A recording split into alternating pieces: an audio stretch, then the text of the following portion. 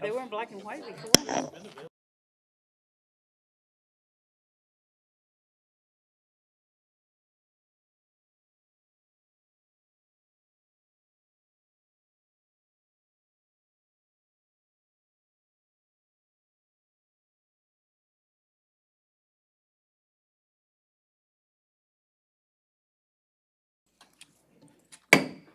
Good afternoon. Welcome to the City Council meeting for Tuesday, April the 5th, 2002. Ms. Hilbrick, will you please call roll? Councilman De La Garza? I am present. Mayor Pro Tem Solis? Here. Councilman Crocker? Here. Councilwoman Scott? Here. Councilman Young? Here. Councilman Lofgren? Here. And Mayor Bachnian. Here. I stole your microphone, Crocker. No worries. I'll enunciate. If y'all will, please stand for the Pledge of Allegiance and the Texas Pledge of Allegiance, followed by a moment of silence.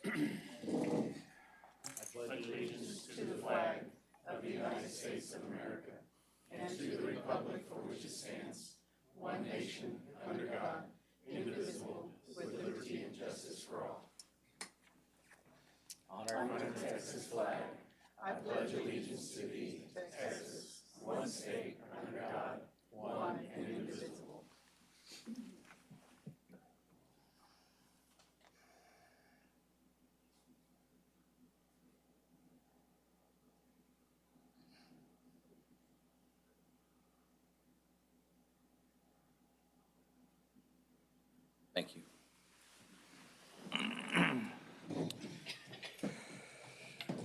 Mr. Garza, do you have any announcements and/or reminders? Good afternoon, Mayor and council members. Have a couple of announcements tonight. First, I want to bring to your attention that as part of your read files tonight, we have distributed a copy of the 2021 Texas State Controller Values Audit that was presented at the Victoria Central Appraisal District Board meeting last month. This methods and assistance audit is conducted by the Texas Comptroller's Office and is a self-response process that our appraisal district goes through. This is a process that, from my understanding, takes place every 2 years, and so you have that for your review.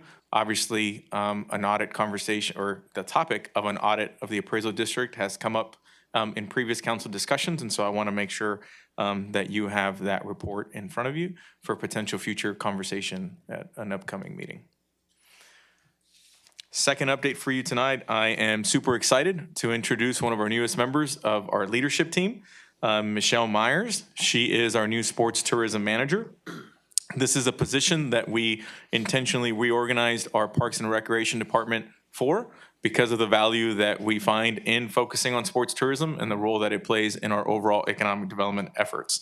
Michelle is a native from Refugio and comes to us with over 23 years of experience in marketing. She earned her degree in business marketing from the University of Maryland and has been helping businesses build their brands by identifying and promoting their strengths. She plans to use that same strategy to help Victoria attract sporting events to our area. And so with that, Michelle. Hi, good evening, Mayor, and good evening, Council. And thank you for that very warm introduction, as has been the feel for the city of Victoria over the last week. I am excited to be here and be a part of the 2035 Comprehensive Plan and help bring an increase in education towards sport tourism for the city. I do hope to bring my background and showcase Victoria and all that the city has to offer and position us in an ever-growing sports tourism market. So thank you. Thanks. Thank you. Welcome.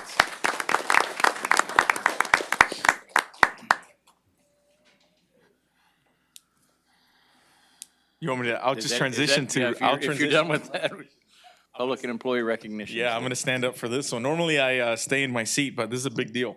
I want to ask the members of our internal response team, our internal COVID task team to please come up and join me sort of in this area right here, if you don't mind. I want to make sure you get camera time because I do want the residents of Victoria to see who you are. So they say hi to you at Walmart or something. So obviously we are not immune to what's been going on over the last couple of years, we being the organization. And early in our internal response to the pandemic, a team was formed to help us manage through this unprecedented time. The team was made up of the following areas and the individuals. Representing the executive leadership team was Assistant City Manager Derek Farrell, Representing our executive team was Chief Fox and HR Director Cheryl Marthajani. Of course, Ashley Strevel with communications and Sam Hankins because of the communications need of our effort. From finance and purchasing, Wesley Janasek. Workplace safety, Brian Haney. Roger Welder with building and equipment services. We also had Tiffany Toda and Daryl Lisak representing a new committee that came out of this process, which is an employee helping employees committee, which I'll hit on in a little bit. We also had Brandy Davis with the Victoria Fire Department, Chief Martin, and recently retired Chief Hunter, who is here coming out of retirement. He let his facial hair grow. He's already breaking rules. But I want to make sure that you know all of these individuals because they literally played a critical role in it. We appreciate and recognize each and every one that served on this internal team. Their dedication to helping all employees during this pandemic was an expression of how much our employees care about one another. And it truly was an honor for us and for me to witness our employees come together during this time of need, because at the end of the day, we are a family here at the City of Victoria, and it was proven with the level of emphasis and work and dedication and passion that all of these individuals brought forward. We were fortunate in that our operation was limited, or wasn't limited by the pandemic, and it's in no small part due to their hard efforts. And so I want us all to give them a big round of applause.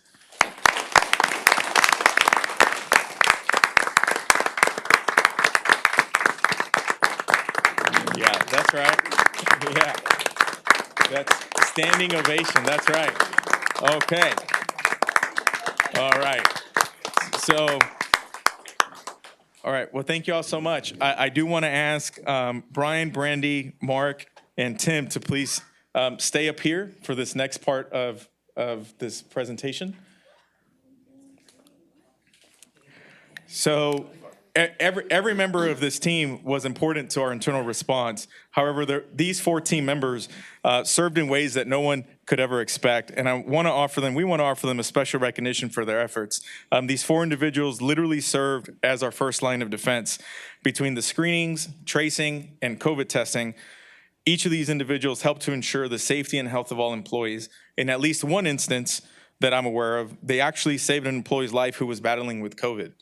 They really stepped up to help that employee. And we want to thank them with a little surprise gift here to express our token of appreciation. And so I want to ask Cheryl and Chief Fox to help me present this to you, if you don't mind.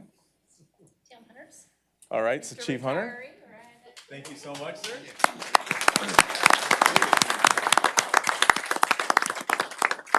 Chief Martin, thank you so much.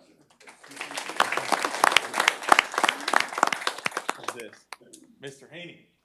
Sir, thank you so much. Brent, thank you so much.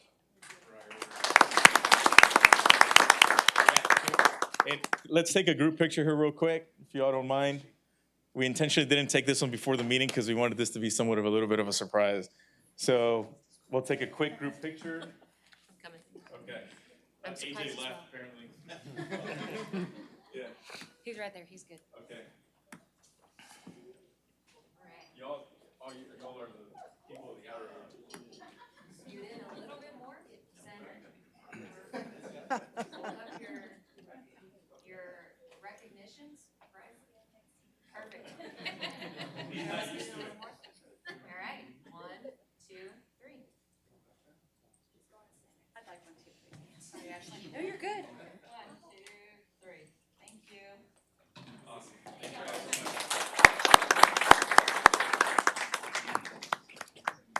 So lastly, I want to spend a quick minute talking about our Employee Helping Employees Committee aspect of this team. This committee brought a variety of employee engagement programs to our internal workforce. And as I mentioned, this was spearheaded by Cheryl, Daryl, and Tiffany. And this internal team is growing. And I'm proud to share with you that this team is something that'll remain with us and continue to play a critical part in helping each other out. As I said, we're a family here at the City of Victoria. This committee came together to provide care packages, as an example, to employees that were dealing directly with the pandemic. But since then, this committee has spearheaded other efforts, such as back-to-school drives, where we have had employees donate supplies, and we have offered the opportunity for employees to come in and get the supplies that they need for their families. And this committee continues to come up with creative ways on how we can help each other. And I'm extremely proud as the city manager and the leader of this group and the entire organization to share with you this amazing work and the fact that this committee will continue their hard work in helping one another. And so I'm excited to see what they can do in the future. So with that, thank you all so much as well. And yeah. And I promise I'm done for a little bit. So, thank you. Thank you, Mr. Garza. Ms. Hilbert? The next item is the proclamation for Child Abuse Awareness Month. So whereas child abuse and neglect is a serious crisis affecting every segment of our community, resulting in over 2,000 reports of abuse and neglect in Victoria County in the year 2021, and finding solutions requires input and action from everyone, and whereas our children are the most valuable resources and will shape the future of Texas, and whereas child abuse can have long-term psychological, emotional, and physical effects that have lasting consequences for the victims of abuse, and whereas protective factors are conditions that reduce or eliminate risk and promote the social, emotional, and developmental well-being of children, and whereas effective child abuse prevention activities succeed because of the partnerships created between child welfare professionals, education, health, community, and faith-based organizations, businesses, law enforcement agencies, and families, and whereas communities must make every effort to promote programs and activities that create strong and thriving children and families, and whereas we acknowledge that we must work together as a community to increase the awareness about child abuse and contribute to promote the social and emotional well-being of children and families in a safe, stable, and nurturing environment, and whereas prevention remains the best defense for our children and families. Now, therefore, I, Jeff Balknight, Mayor of Victoria, Texas, do hereby proclaim April 22 as National Child Abuse Awareness and Prevention Month in the City of Victoria.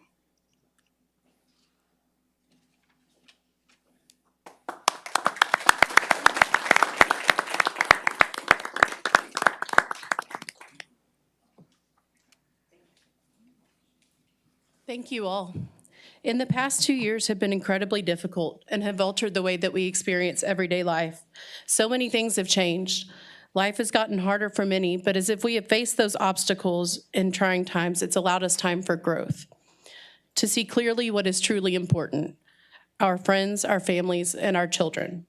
Every child is worthy of love and affection, of a safe place and a caring adult. It is our responsibility to listen. Thank you for making the children of the City of Victoria a priority and bringing awareness of child abuse to our community. Every child is entitled to a life free of violence and full of possibilities. Thank you. Thank you all.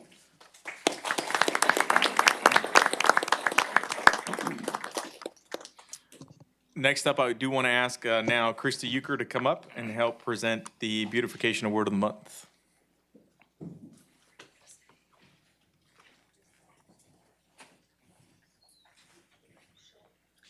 Good evening, Mayor and Council. I am here to present our April Beautification Award winner, but I also want to take an opportunity to remind everyone we have another cleanup, Earth Day Trash Off, a roadway cleanup, April 23rd, which technically isn't Earth Day, by the way, that's the 22nd. But we're celebrating on Saturday, and it's a big one all over the city. We need lots of volunteers. We're gonna feed them, make them happy, and we're gonna have a blast. We need more teams, so you can go to keepvictoriabeautiful.org and sign a group up. Do it today. It'll be a lot of fun. Is there a muster location? A muster? Like everybody meeting at one centralized location? Yes, a gathering spot. Yes. We do have a main location. Our main location will be the Target parking lot on Loop 463, but we will have outlying teams where we send them out. We prepare them. They don't even come to the main location. And that's how we are able to get a lot of the city done. So the more teams I have sign up online, we can get them out. I set them up with instructions, and we have ambassadors and our team go out and take care of them. So. That's what I was going to ask. If they don't go to the main location, how do you feed them?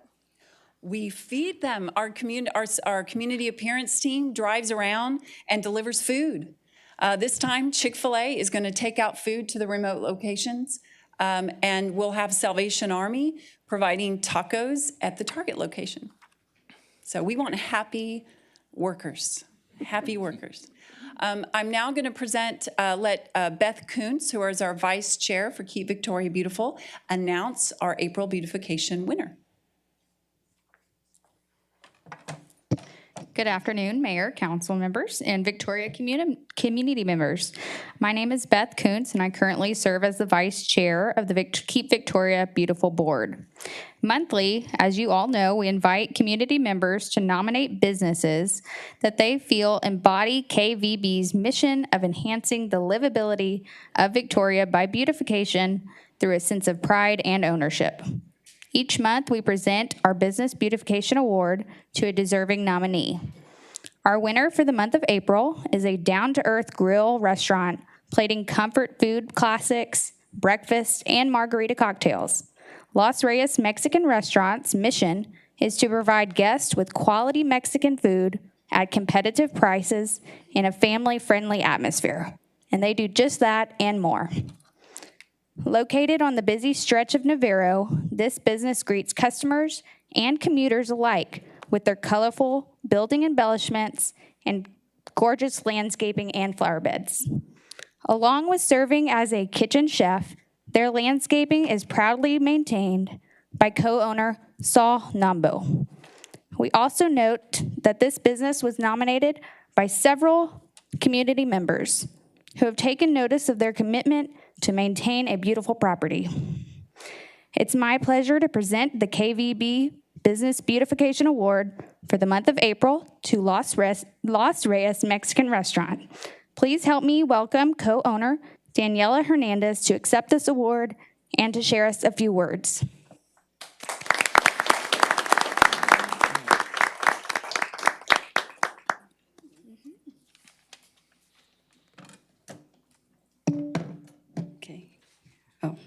Hi, my name is Daniela Hernandez. I recently became co-owner with Mr. Saul Nambo. We closed due to COVID-19 when it started, and then another restaurant came over. I don't know how many months it lasted. But we decided to reopen again because we miss all the customers, and I believe they missed us too. So, we would like to thank you. Okay, I'm gonna go ahead and read it, okay? It's okay. All right. Me and my partner, Mr. Saul Nambo, together with Los Reyes team, want to thank everyone who supported us on winning this award. We are so excited about this compliment after our reopening on July 2021. We strive to do our best in keeping Victoria beautiful, especially him. Again, thank you so much, everyone.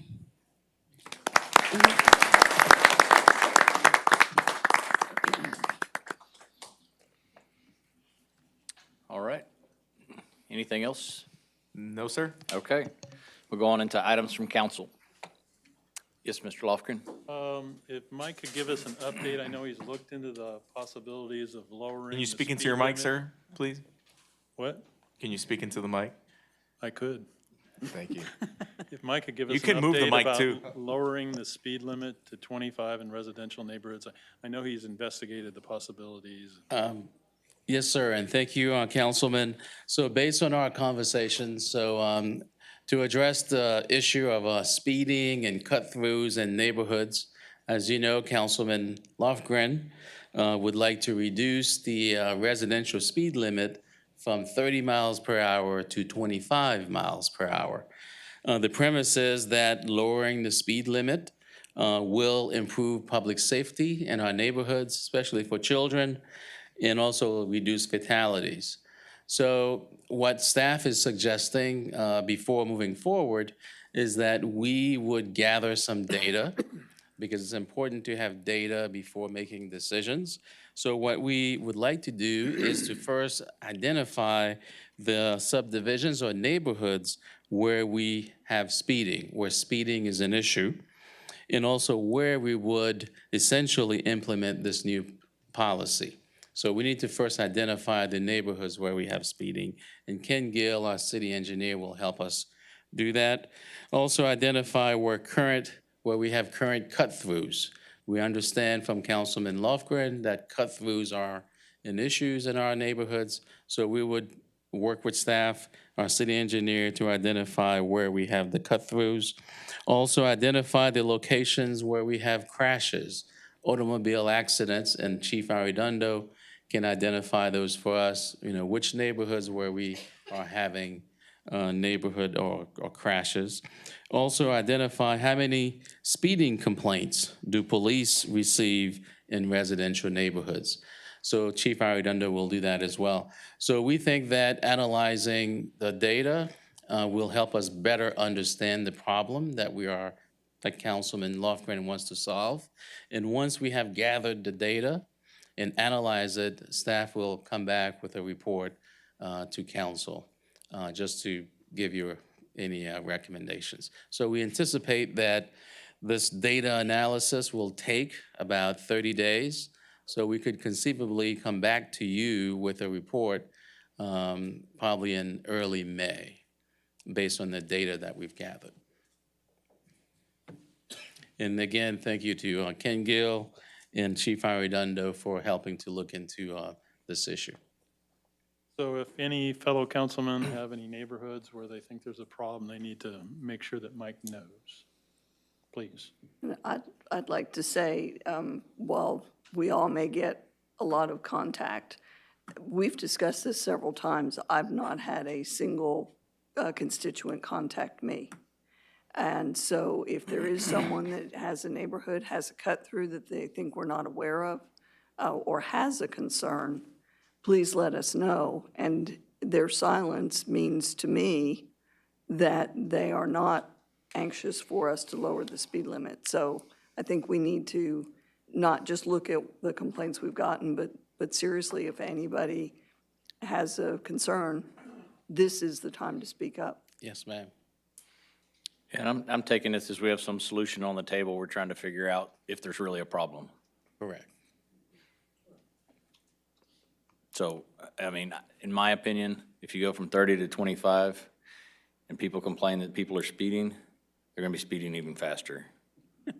So I don't know that just by lowering the speed limit is going to solve, if there is a problem, going to solve that issue. But let's let the data speak for itself when it comes to us, and I promise you I will keep an open mind and look at the data. Thank you. Okay, I have something. I just want to address a problem that's going on right now, because it's happening in my neighborhood, and I know it's going on everywhere. We, as a city, are trying to clean up the sewer boxes, because there's so much dirt, grass, glass, concrete, everything that you can think of is down in those drains, and they're plugging them up. And whenever you have somebody come and cut your yard and they just blow the leaves into those culverts, they get filled up real quick. I talked to a city crew this week that's been working in my neighborhood, and they've been working on one particular spot for 2 days already, and they still haven't finished cleaning it out. So that's because we're not taking care that nothing goes into those drains except water. That's what those are for. If they're all plugged up, we're going to have flooding in our neighborhoods. So it behooves everybody to do their part and be able to take care of that, and it'll help us, and that way we don't have so many complaints, okay? So if you can help us, it'll help, if you can help us, we will help you, so that way you don't have flooding in your houses. I appreciate it, and thank you. And to the lady that was walking in the park today picking up trash, I want to thank her. I didn't get to stop and thank her, but there was a couple of ladies in the park today, and my husband and I were sitting out there having lunch, and they were walking, but one of them would stop and pick up the trash and put it in the dumpster, in the trash can. So to her, thank you. We should follow her advice. her example. Thank you. That's all I got. Thank you, Ms. Solis. Anybody else? No? All right, we'll close items from council and go into citizens' communication. We have 2 this evening. Mr. Vonderall, good to see you. Good evening, ladies and gentlemen, and City Secretary. We have oh yeah, I was going to thank the Victoria Police Department. Someone robbed the convenience store right where I live on Lone Tree and at gunpoint and stole $175, but the police did arrest the person. And someone allegedly had dementia and just showed up on my doorstep, so I didn't know what to do. I don't know what she wanted. I gave her some water. She drank some water. But 3 police officers came, and I don't know how they understood what she was saying. I have no idea because she didn't even have an ID. I guess it's that mental health training they got that made the difference, you know. And we continue to have rubbish and trash dumped in the trailer park. There's 2 mattresses, there's 2 pieces of sofa, there's 2 bicycles, and you know, how's the firefighter going to sell his house if all this rubbish is right on the fence line to where he lives? And this has been going on for 3 years and nothing's been done about it. And also on trailer 32, it got cited by code enforcement in May for last year for substandard conditions. And they've had 11 months to take care of it, and they haven't taken care of it. It needs a door. We have a lot of sketchy people that live in the trailer park, and you know, everyone knows about squatters' rights. If you just go into someone's house and just live there, you know, for 6 months, the police may not be able to that easily kick you out, but I wish they would put a door on it. I mean, they've had 11 months, no one lives there. And I would also like to thank Julie for getting 3 trailer houses destroyed, trailer 5, trailer number 10, trailer number 16, because it wasn't going to get done on its own because, you know, it's $6,000 per trailer house, and not everyone wants to spend $6,000 to destroy their own trailer house. Well, thanks, and have a good evening. Appreciate it, sir. Thank you. And we use the term demolish. Julie demolishes them. All right, Mr. Gregory Ford. And since you're new to the microphone, Mr. Von der Rott understands it's 3 minutes. Mr. Mayor, members of the council, thank you. This is regarding item E2 on your agenda. My name's Greg Ford. I moved to Victoria with my family from New York City in 2018. My wife, a native of Corpus Christi, has roots here as her grandfather was the late Winston Luther Zerjaks, one of the first trustees of Victoria College, and her mother still lives in the old Zerjaks homestead on Main Street. I read with admiration your January letter to the Texas Commission on the Arts regarding our city's intention to apply for the designation of an arts and cultural district. Clearly, Victoria has a great deal to offer in this realm. One thing, though, is lacking the literary arts. I wasn't 100% sure that those are included in the law's district designation, so I went to the text. Its main author was Representative Larry Phillips, now Judge Phillips, and in part he had this to say about the law's background and purpose. Art and culture have played an integral role in the rich history of our state and continue to do so. In addition to being part of our heritage, cultural attractions are important to our economy. Recent studies indicate, he goes on, lots of dollar figures and job numbers. And then he says this, which is what interested me. When considered strictly in its traditional sense, such as the visual, literary, media, and performing arts, the effects of art are as follows, and then more dollar numbers and job numbers and so forth. So that said, and that found in the text of the law, I figure I had a little bit of a case to make. And this is it. Ever since Chax Press, which worked with UHV right over here, you know, on Main Street, moved to Tucson, Victoria has had a community space dedicated solely to events, classes, workshops for adults and children for the whole community, solely to explore poetry, storytelling, language arts. With Nadia Pittenrick, poet and director of English at UHV, I hope to fill that gap. With the support of my friends Meredith Bird and Jason Hahn, both Victoria natives, we aim to establish a community literary center here downtown. Back in New York, I helped found a literary press, and we took it from our apartments to a full-fledged operation with big presses instead of our little hand crank machine. And what we needed was a space of our own, and that's what we need now. I mean, we're nowhere near that yet, but once we get closer to realization, I hope we can have your support. Thank you for your time and attention. Thank you, Mr. Ford. All right, we'll close citizens' communication, and we have no items with public hearings. We have 4 items on the consent agenda. Ms. Hilbrick, if you'll read them to us. Item D1 is the adoption of minutes of the March 1st, 2022 special meeting and the March 15th, 2022 regular meeting.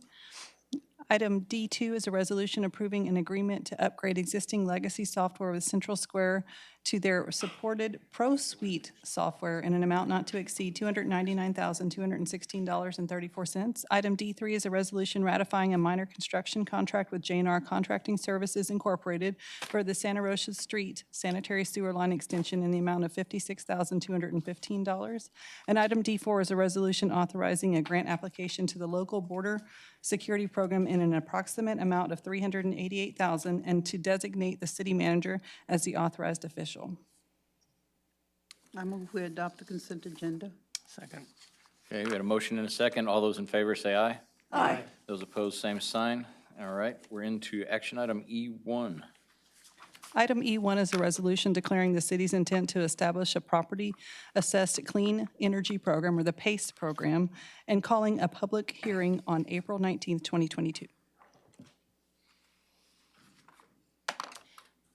We are here for any questions that you may have regarding this. I don't have a presentation today. Everybody remember the presentation? Great program. Yes, very excited to have this new tool in our toolbox of economic development to help businesses in the city. This is citywide, Yes, and it's not countywide at this point, but the county could also adopt a PACE program. they could. Okay, I do have already been contacted or notified that we have a property interested in the program, so they're excited for us to adopt it so they can use it. So, great. Thank you, Ms. Williams, for bringing this to our attention. Motion, second?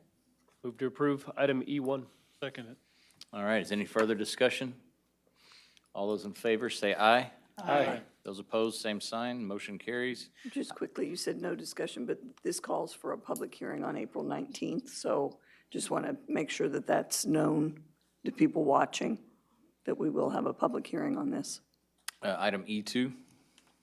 Item E2 is a resolution supporting the city's application to the Texas Commission on Arts for the designation of a cultural district in downtown Victoria. okay. I'm just going to give a brief overview of the cultural district and a little bit of the goals, the purpose, and the timeline. So a cultural district purpose is to essentially designate an area in anywhere in your town, but we are focusing on the downtown as recommended in the downtown master plan, and it's to promote an area as a cultural asset and to drive economic development and community vitality. Some of the cultural district goals, as mentioned on the Texas Commission of the Arts website, are to look at attracting artists and cultural enterprises to the community, encouraging businesses and job development, addressing specific needs of the community if needed, establishing tourism destinations, preserving and reusing historic buildings, enhancing property values, and/or fostering local cultural development. This is the map. It's a 20-block area map. Everything within blue would be designated, and that is what was also recommended in the downtown master plan. And a little bit on the Texas Commission of the Arts. We have submitted the letter of intent. That was done back in January. They did respond back and said, you are good to go to apply for the designation through the state. And we look to submit that application, which is the deadline June 15th of this year. They will have a committee that will then review our application, and we will know something by September at the end of the year to see whether or not we can be designated through the state Texas Commission of the Arts. And then once designated, Texas Commission of the Arts can provide several resources and support to help make the district thrive with funding or toolkits and things to that nature to help promote the area. Are there any questions? Could you address Mr. Ford's concerns about the literacy? So I'm really interested in having a further conversation with Mr. Ford about some of the projects he's worked on in the past. From what I can tell, it's supposed to be an all-inclusive cultural district. It's not limiting it to one medium or the other, whether it be visual or literally. I can't say it, literacy. I look forward to diving deeper into this, and hopefully I can reach out to him and have a further conversation about what he's worked on in the past to help us include everybody. Okay, great. Yeah. Thank you. Motion? I move we adopt this item. Second? Well, let me tell you, I'm very excited about this. I think this will be a great, if we get the designation, it's going to help us with grant opportunities. It's going to make Katie even that much busier. But I think it helps to enhance and beautify downtown and Victoria if we can bring in some extra artwork. I know the art walk has been such a great success, and it was just held again and very well attended. So I'm just excited about it. All right, if there's no other comments, then all those in favor say aye. Aye. Those opposed, same sign. Motion carries. Thank you, Ms. Williams. Okay, we're going into, oh, you're back up again. Yeah. We're going into the city manager reports, and we're going It's to the keep Danielle. these to Yeah, it's the 15 Danielle show. minutes. We do have two annual reports for you this evening, Main Street as well as our Convention Visitors Bureau. As the mayor mentioned, we will keep them to 15 minutes apiece. Knock on wood, just kidding. And so to kick it off, we'll start with Main Street. Mr. Foote's going to help us, I think. Yeah. All right. So what I have for you tonight is our annual report from 2021 for Victoria Main Street. As you may remember, we adopted the downtown master plan, and we have also adopted the TERS, or tax increment reinvestment zone, and that is still underway with further development. And then we hosted, as a Main Street, 45 events total. And this was due in part with also being able to hire Kristen Kopecki, our downtown coordinator, to help facilitate a lot of the event planning that we had, which is quite an endeavor when you only have 2 folks on staff. But we also had support from our Main Street board too, which helps a lot. We also hosted an Imagine the Possibilities tour, which was fruitful. We showcased 5 spaces that were available for lease or purchase.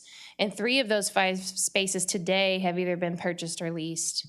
And we're actually starting to struggle to find new spaces to host for our next tour in May on the 13th. So a little bit on the public-private investment that we saw over the last few years, but focused more on 2021. We had a total of private investment of $1.1 million. We had 3 buildings or properties sold, which valued at $910,000 roughly. And that was a total private sector investment of $2 million roughly. And then we had 8 facade grants, which is our public-private investment, totaling at about $356,938. And let's see here. So total reinvestment, all dollars spent, was about $2.4 million.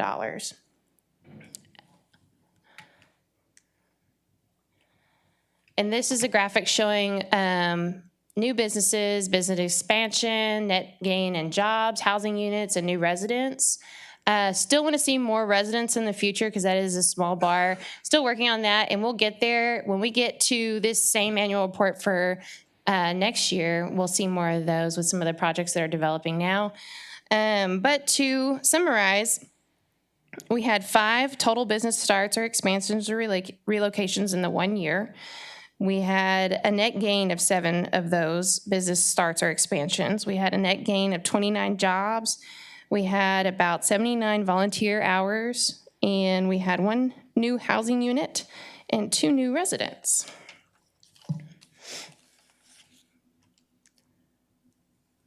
All right, so this kind of goes into the new businesses and expansions. We had Chick-fil-A who opened up in March of 2021. They recently just celebrated their 1-year anniversary of their corporate office on Constitution Street.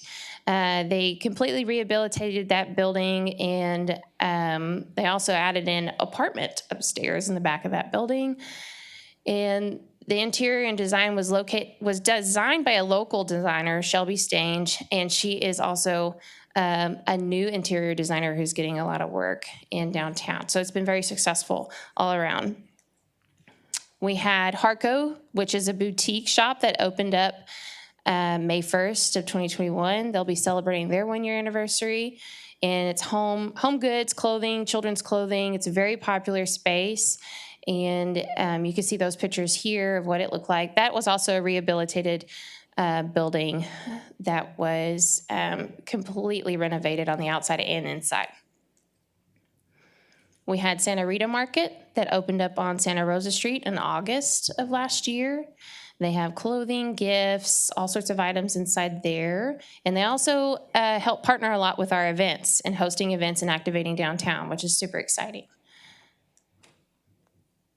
Building Brands was in the Leon building, and they expanded over into 120 South Main. They went from 5 employees to 13 employees, and they're still looking to expand even more. So that's exciting. They offer a wide range of marketing services, and they also currently help Main Street with our marketing and branding and our social media services. But they are looking to expand also with a recording studio and just more office space in general. Now moving on to some of the facade grant projects. We had a lot of roof replacements that were still left over from Harvey, people still wanting to have their roof repaired that they weren't able to get to. So that was a big help. And that really ties into really preserving these old historic buildings. We all know that water can cause a lot of damage.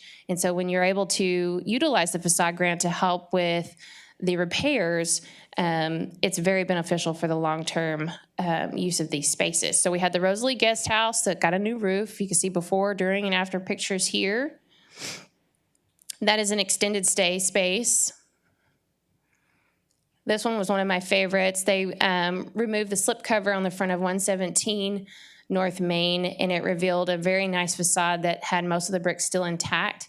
The owner currently looks to make the second floor a residential space and the first space a leasable retail possible space. So those are some before and after pictures. Facades also reached out to us for a roof replacement for their facade grant, and they just recently celebrated 140 years. And they did a lot of work to that space to get it ready for their 140th year celebration. So it was exciting to get to be a part of that and help them out with a roof replacement as well. The Inn on Main, which is a bed and breakfast, they had a new roof replaced on there as well, before and after pictures. And this was one of my other favorites. The Frales Theater was a very big project, and we helped them out with a facade grant as well. You can see that they added the awning back, they added some really neat touches. I don't know if y'all have seen it yet, but right at the top of those cables, there's the theater mass, which was kind of neat. But if you get a chance, please go down there and check it out. They made this building, let's just say they put more than just the $10,000 needed for the facade grant.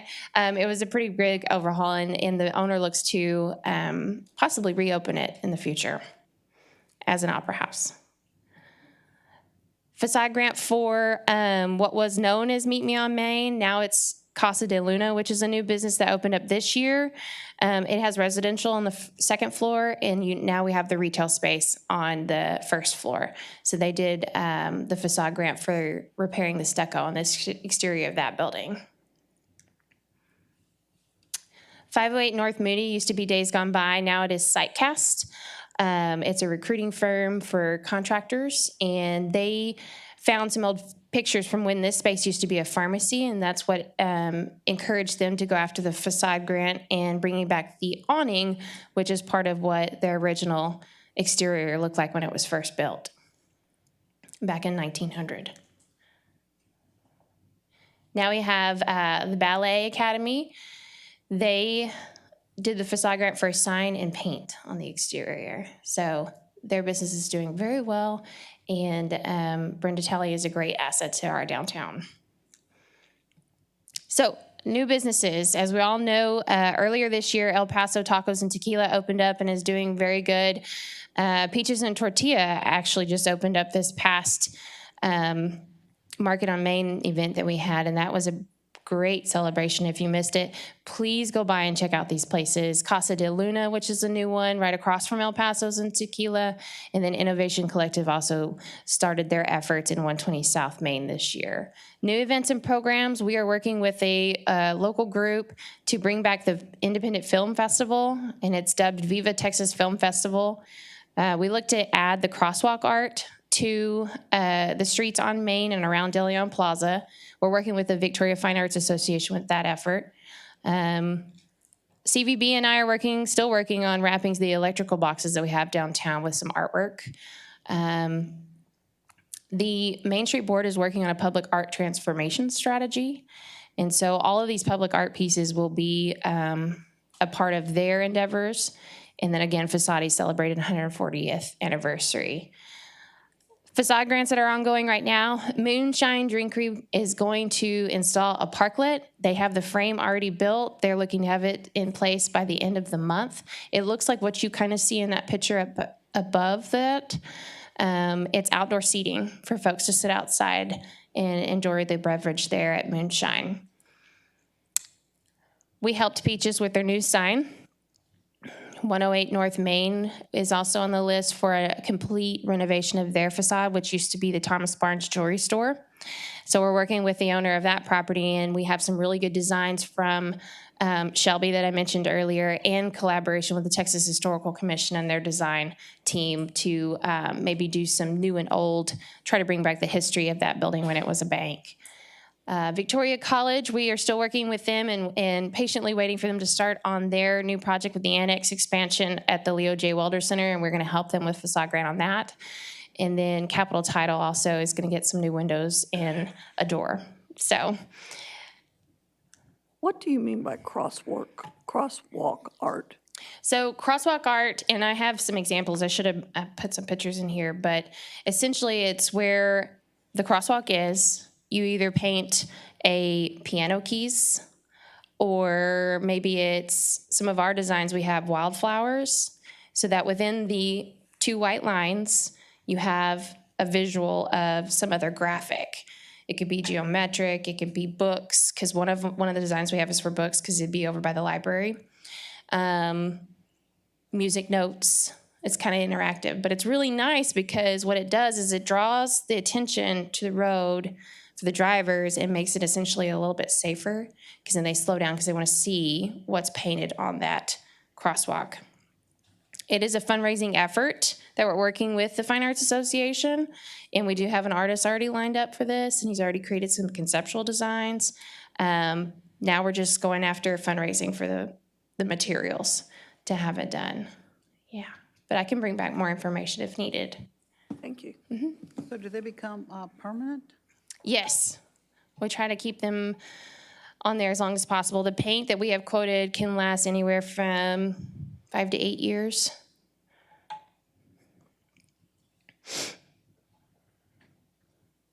And are those local artists or kids, or who can? Local artists. I think they're going to look to try to get the college and the university involved as well, because Free Art Victoria, Josh Vega is the lead artist on the project, but he's going to need some extra hands to help out with painting those. We have 9 crosswalks dubbed to be painted.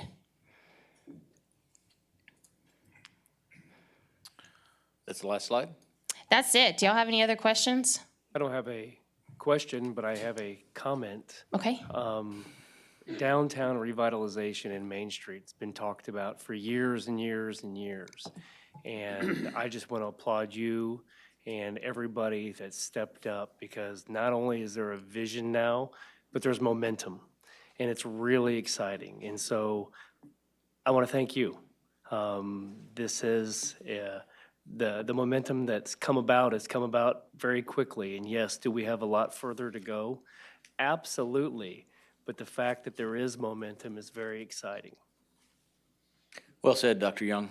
Thank you, Thank you. Danielle, for the vision and the results Thank that you. you've brought to downtown. All right. Any other questions, comments? No, thank you, Danielle. Thanks. You want to do the next one? Good job. Yeah, what? Danielle, do you want to do the next one too? We're also very excited about the work that's taking place downtown. There's obviously a lot of overlap with what we're trying to do downtown and the work that our CVB is doing as well. And so to talk a little bit about the work that they're doing, I want to ask Joel to come up and present his annual report. All right, thank you very much for your time this evening, Mayor and Council. Just to run through a little bit about the very exciting year we had at the Convention and Visitors Bureau. Great. Well, the role of the CVB and what do we do? So we help others explore Victoria, both visitors and residents. So we market our destination as market Victoria as an overnight destination for leisure, sports, and conventions and meetings. And we also service all kinds of groups. And then the CVB plays a very important role in destination development and building those things that make your community attractive. So just a little breakdown of my presentation here tonight. We'll go over our lodging performance statistics for Victoria, our departmental statistics, our year 2021 accomplishments, and then some initiatives we have for the upcoming year. Just a little bit about the Victoria lodging performance. As you can see, really about last year, for the theme was rebound from 2020. You can see that we were actually exceeding the occupancy rates we saw over the year, the average occupancy rate for 2019. So it was a really fantastic year, and that was driven a lot by not only our business traveler, but leisure traveler from events. Our average daily rate in Victoria is about $78 to $79, which is consistent with the rate that we saw in 2019. Now, what story does this tell? You know, that shows that you can get a very high quality room in Victoria at a very affordable rate. You know, we receive statistics from other destinations through our partnerships with THLA, and you're seeing average daily rates in other metropolitan markets for, you know, over $120, $130 a night. And that's very important for price cognizant travelers, such as sports travelers. And you met Michelle in the sports tourism efforts. They're price conscious folks. They're going to want to stay in a safe destination, a high quality hotel where they can get a good rate, and you can get that in Victoria. Just to show the monthly trends for our occupancy rate, you see the dip in 2020, but you also see how short it was, how quickly it came back and corrected, the market corrected itself. And you see the trends typically follow a month to month, or pretty similar from month to month. And just to show the average daily rate, you can see that the dip was not as significant. So average daily rate and the price of a room doesn't necessarily follow the market and the occupancy rate, but you did see there was a little bit of a dip there, but then returned to the market usuals, and they're pretty similar with the paths that they follow. Just some little highlights of Victoria's lodging performance. You can see that our occupancy rate actually for 2021 exceeded the state average, but then you can see the average daily rate was far less than the state average. So that gives us an opportunity. You can see that people are staying in Victoria hotels, but they're also, you know, there's opportunities for us to attract those kind of events with our affordable rates. And then just another thing to show, you know, there's a perception that Victoria is a business community. It's a business travel Monday through Thursday. The numbers show that our occupancy rates are pretty strong on weekends too. We didn't include Sundays because Sundays are a bit of an outlier. Your leisure travelers are left and your business travelers may not have arrived yet. But you know, 67% is the occupancy rate on a Monday through Thursday night throughout the year. And then on a Friday through Saturday night, the rate is 64%, so just a few percentage points off.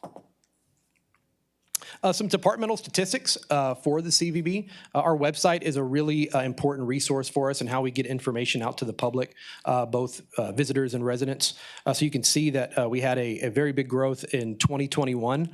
And that was due to some just aggressive marketing that we sustained, especially throughout the summer months and through our social media and just organic search results and the growth of us as a destination. How do people use our website? What tools are there? And we have an itinerary builder tool where folks can build a custom experience. Of course, our calendar of events is one of our most important features, and we update that several times weekly. We see ourselves as one of the main sources for people, how they can see what's going on in Victoria. And we also have listings for businesses that we update regularly, not just hotels and motels, but dining, shopping, and nightlife as well. Our Facebook is a very important resource for us. You can see the reach that we had last year exceeded previous years. We had some, aggressive marketing with that, but also just some wonderful new events that came to town. We saw very high reactions when we posted about the Crawfish Festival that came, and they're going to be coming back here in a couple of weeks. We had a lot of buzz around the 4th of July celebrations and the live music that was there. We also even some new businesses, J. Welch Farms. We had a post on there. It was one of our most viral posts ever. We didn't spend a dime on it and reached hundreds of thousands of people. So our new businesses are also contributing to our success digitally. Our visitor center, we did see a rebound from 2020, which was wonderful to see. And we are seeing pretty positive results for the first 3 months of 2022. You can see that, people are still, the numbers were lower than 2019. People are still getting back in the swing of visiting physical locations. Like I said, the first 3 months of this year have been pretty solid as well. So I'm hopeful that we can see, pre-pandemic levels at the visitor center. And we also get very high marks about our service. If you go to Google Places, Google Maps, and you see us, or on TripAdvisor, we get a lot of positive reviews for our service, our friendliness, and how we're, our willingness just to give a personal experience for everyone.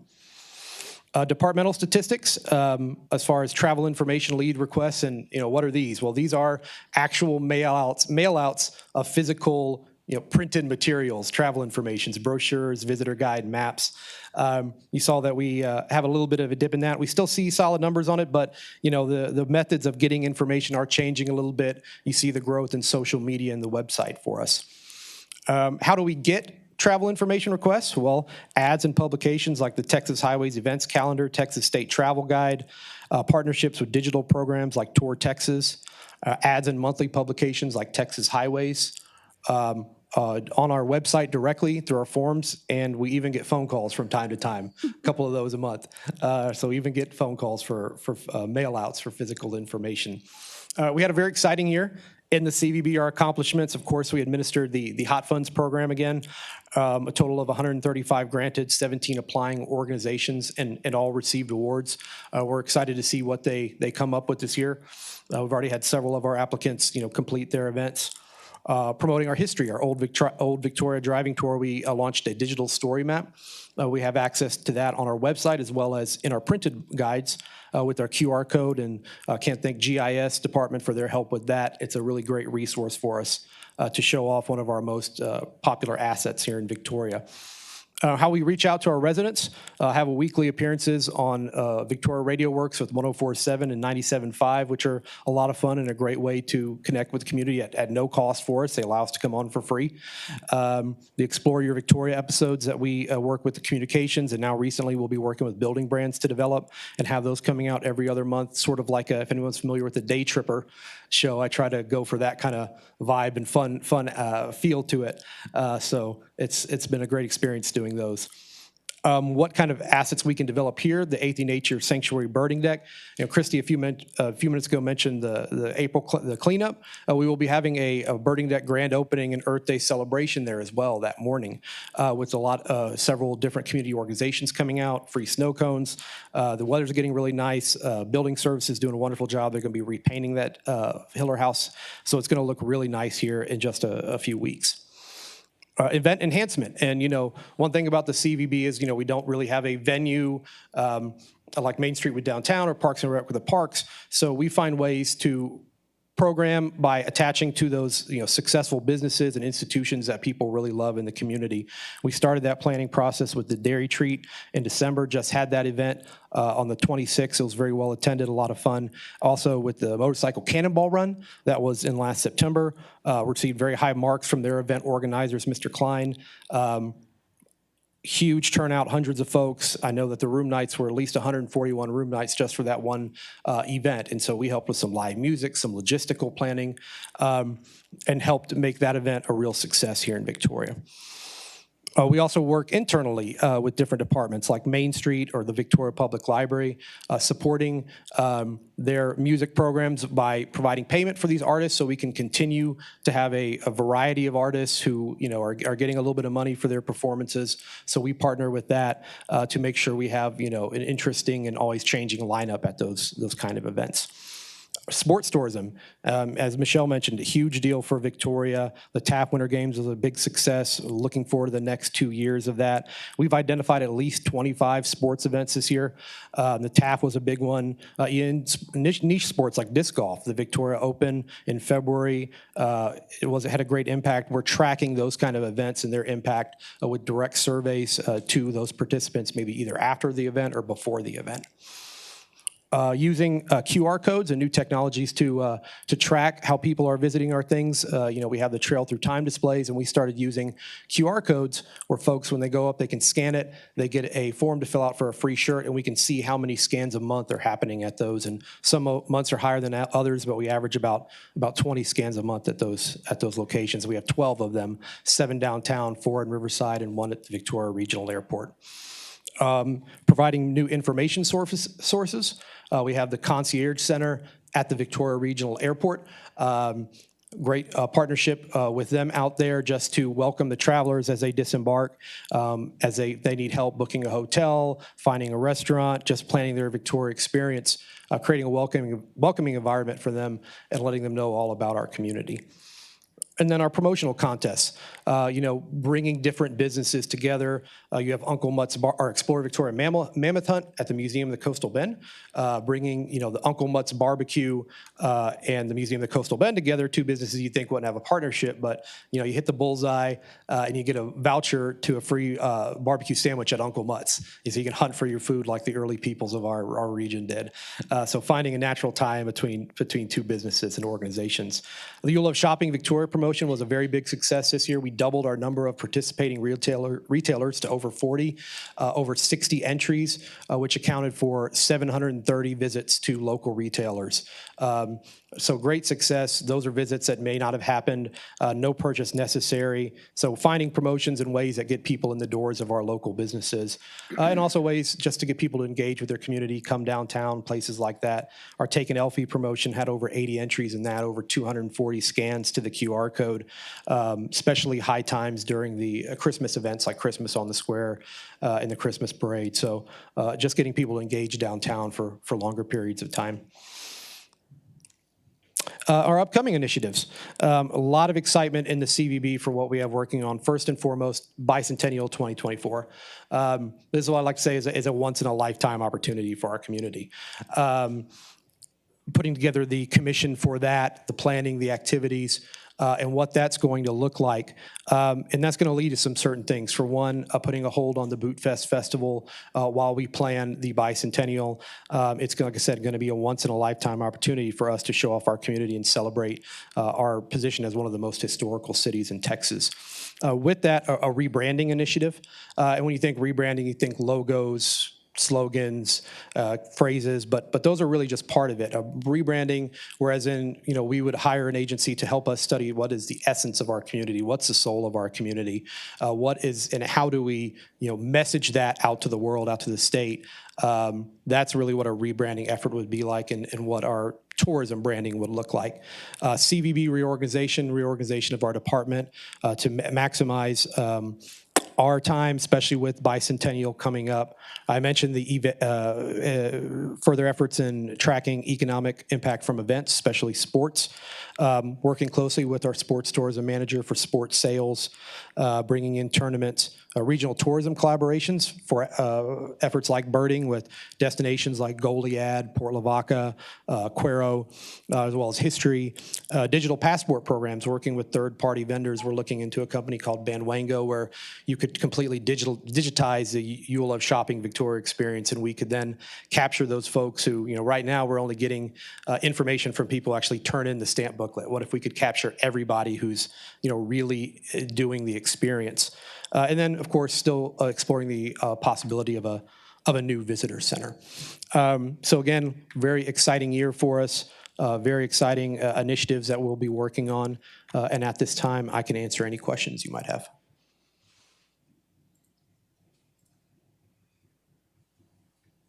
You're going to be busy. Yes, sir. That's why the reorg. Yeah. We've got a lot going on. Obviously, it goes without saying that the 2024 is a big celebration for our community. I know it's a priority for the mayor and for all of you. And so we are gearing up to help prepare for that year-long celebration. And thank you so much for you and your department. Y'all do a great job promoting Victoria, getting the word out. And we all know how special Victoria is, and I appreciate y'all telling the story just as well. Thank you. Thanks. How did we do with time? You didn't hear my timer go off. It did great. Excellent. So that's it for city manager reports. At this time, we will recess and then reconvene in executive session in 10 minutes' time. Oh, Ms. Hilbrick. The City Council will recess for executive session on the 5th day of April 2022 at 6:05 PM. The subject matter of the executive session deliberation is as follows: Texas Government Code 551.072 and Texas Government Code 551.087.